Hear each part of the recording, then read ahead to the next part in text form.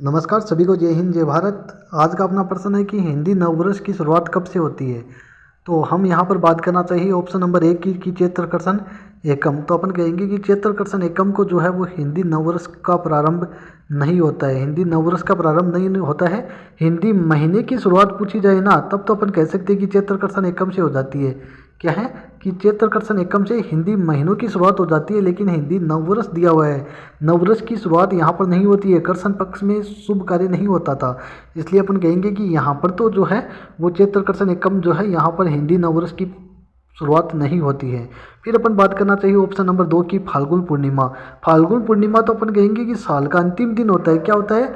साल का अंतिम दिन जो है वो फाल्गुन पूर्णिमा होता है। ये तो अंतिम दिन होता है साल का, और इस दिन होली मनाई जाती है। फाल्गुन पूर्णिमा को होली मनाई जाती है, तो साल का अंतिम दिन होता है। फिर अपन बात करना चाहिए तीसरे ऑप्शन की चैत्र शुक्ल तृतीया की। तो अपन कहेंगे कि चैत्र शुक्ल तृतीया जो है यहाँ पर तो गणगौर मनाई जाती है। चैत्र शुक्ल तृतीया को क्या मनाई जाती है? चैत्र शुक्ल तृतीया का तो गणगौर मनाई जाती है। गणगौर, इसको सौभाग्य तृतीया भी कहा जाता है।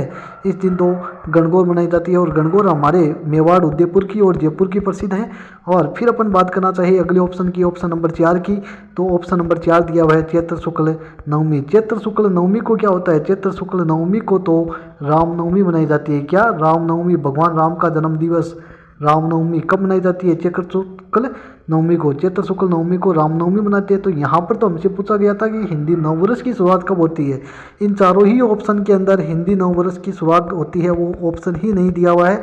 तो आपको क्या करना है कि एक ऑप्शन नंबर और लगा लेना है, यहाँ पर 5 नंबर ऑप्शन और लगा देना, और फिर यहाँ पर लिखना कि जो हिंदी नववर्ष की शुरुआत है वो यहाँ पर आपको आंसर लिखना होगा चैत्र शुक्ल एकम से। क्या लिखोगे? चैत्र शुक्ल एकम से। चैत्र शुक्ल एकम से, ये ध्यान रख लेना भाई।